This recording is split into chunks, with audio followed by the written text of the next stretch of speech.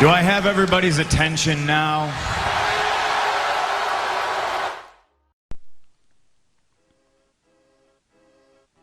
Yo les amis, bienvenue sur Catch Up, je parle 4, aujourd'hui review Monday Night Raw du 18 octobre 2021. Et avant de commencer la vidéo, je vais vous demander de liker, de commenter, de vous abonner, de partager. C'est extrêmement important pour développer cette chaîne. Nous avons devant les 400 abonnés avant la fin octobre les amis. Donc on commence directement sur Charlotte Flair. Charlotte Flair qui est sur le ring et qui nous annonce que c'est sa dernière à Monday Night Raw avant de rejoindre SmackDown la semaine prochaine. Et qu'elle ne trouve pas ça normal que Bianca Belair ait 2 chances au titre en une semaine. Elle dit que c'est du favoritisme et ensuite elle est interrompue par Bianca Belair qui arrive et qui dit que Charlotte devrait prendre du temps pour dire au revoir à Raw et à son titre aussi. Charlotte l'attaque, mais Bianca Belair réussit à la prendre dans le KOD, mais Charlotte Flair aussi à fuir. On enchaîne directement Kings of the Ring, demi-finale. Donc Xavier Woods contre Jinder Mahal. Xavier Woods est accompagné de Kofi Kingston et Jinder Mahal de Ver et Shanky. Donc on aurait pu craindre quelques petites interventions de Ver et Shanky, mais ça a été. Voilà, ça a été, il n'y a pas eu d'intervention extérieure. L'intervention extérieure, ça commence vraiment à me casser les couilles à la WWE. Donc là, il n'y a pas eu d'intervention extérieure, donc c'était très bien. Xavier Woods qui est devenu en espace de 2 semaines un véritable main eventer. Il tient la barre très haut. Il tient tête à Roman Reigns. Il tient tête à tout le monde. Il bat tout le monde. Bon, bref, bonne action sur le ring.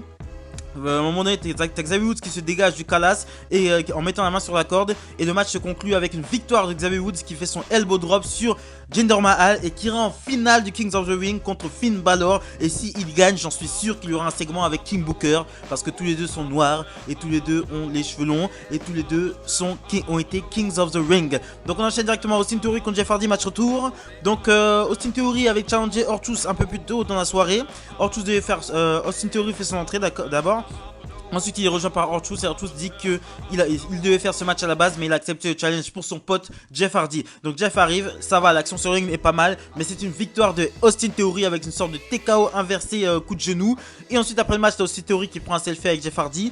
Et ensuite il veut montrer le selfie à la caméra, mais pendant qu'il montre le selfie à la caméra, Jeff Hardy se lève et lui place un Twist and Fate. Et ensuite il prend un selfie avec. Donc Jeff Hardy qui devient officiellement influenceur sur Instagram quoi. Donc on enchaîne directement, c'est mon backstage, t'as Biggie qui dit, McIntyre qui dit à Biggie qu'il a vu les images de la semaine dernière et qu'il sait que le coup que Biggie lui a mis n'était pas volontaire. Biggie lui répond que ce soir il faudrait essayer de coexister dans leur match par équipe contre Ziggler et Roode et qu'à Crown Jewel que le meilleur gagne. Donc on enchaîne ensuite match par équipe Biggie et McIntyre contre Ziggler et Roode.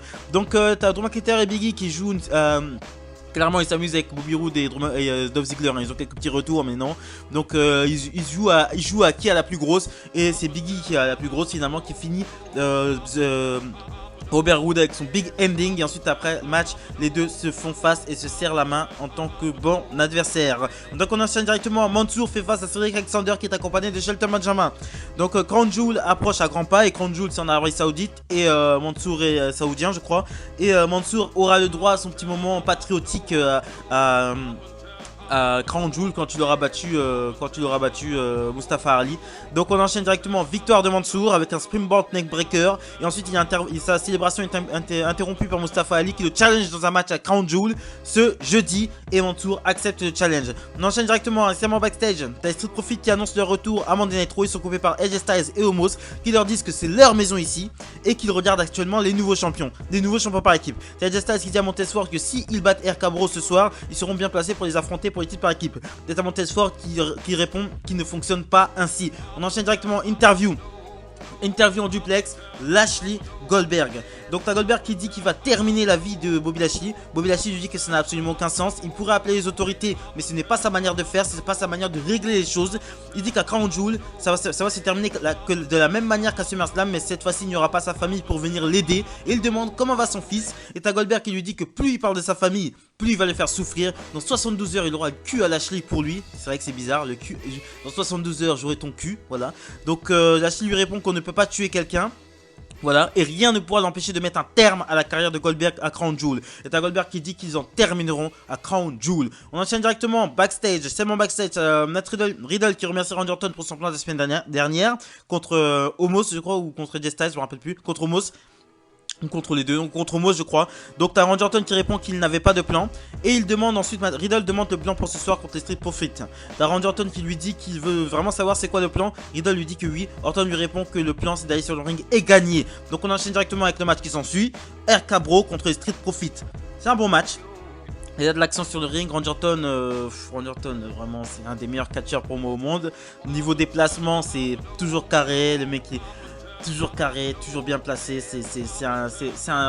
Orton catché, c'est du chef-d'œuvre.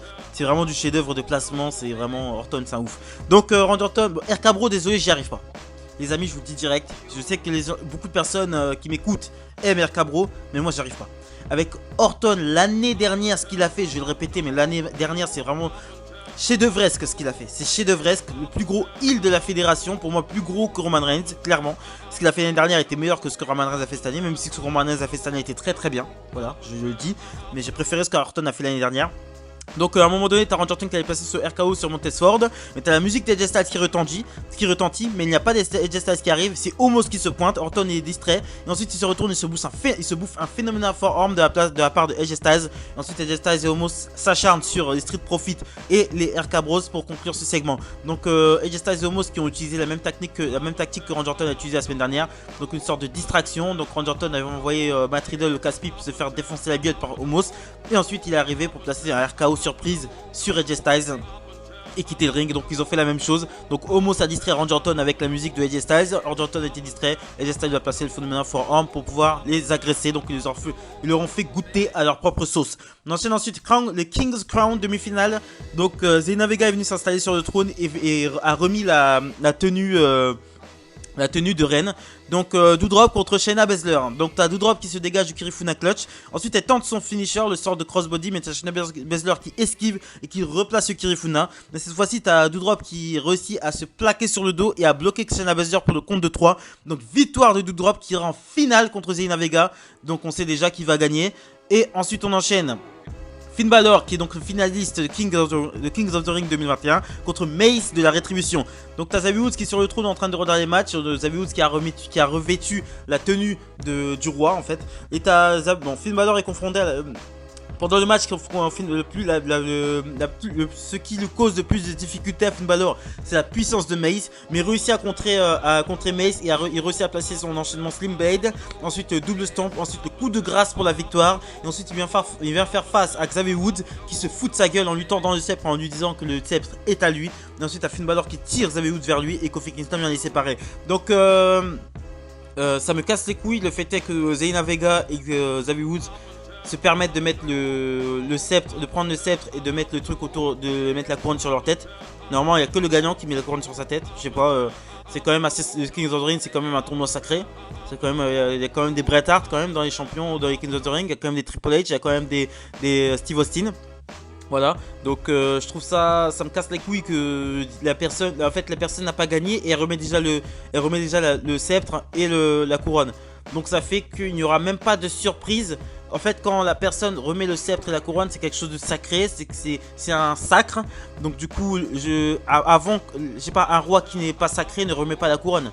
Voilà, à la cathédrale de Reims pour ceux qui connaissent un petit peu. Mais voilà, un roi qui n'est pas sacré ne met pas la couronne. Eux ils mettent la couronne normale, donc ça n'a vraiment aucune valeur maintenant le Kings of the Ring. Parce que les gens, n'importe qui arrive peut me remettre la couronne. Ça me casse les couilles. Et en plus les Navega et Xavier Woods, ils en font des tonnes et tout. Ils ont la couronne, ils font les malins. Ça me gave. Au moment où tu remets pas la couronne, tu remets la couronne que quand t'as gagné. Voilà, et puis tu fais ton petit discours comme Steve Austin l'a fait. Et puis voilà, ils veulent toujours transcender les codes. Là, génération 2.0, c'est vraiment casse-couille. Il n'y a plus aucune chose de respecter. Déjà que tu vois, le titre intercontinental n'est pas du tout respecté. Hein. Il est même pas sur la carte de Crown Jewel. Il était même pas sur la carte de SummerSlam. Alors que c'est le second plus gros titre de la fédération. Et ça fait mal au cœur. Ça fait mal au cœur que des fondamentaux de la WWE, des choses qui ont fait le succès, le sel de la WWE soient gâchés comme ça et traités comme ça par-dessus la jambe quoi. On enchaîne directement avec un segment, t'as John Morrison qui est en train de méditer, voilà, qui a l'air d'être son nouveau gimmick. Il est interrompu par les Viking Riders qui lui demandent ce qu'il fait. John Morrison leur dit que c'est la force, qui dit que c'est la force de l'énergie qui est au centre de ce monde. T'as Eric qui demande si ça peut les aider à faire la guerre. John Morrison leur répond que sûrement oui, mais que ça sert surtout à partager ses pensées avec le monde. Donc on enchaîne directement Main Event of the Evening, match multi féminin, Charlotte Flair contre Bianca Belair. Donc les deux ça marche très bien sur le ring, elles ont à peu près le même type de profil. Très bon match, très bon match. Vous avez compris, hein, pour un Raw. À un moment donné, t'as Shafter qui se dégage d'un powerbomb de la part de Bianca Belair et qui décide de prendre une chaise et qui met un coup à Bianca Belair.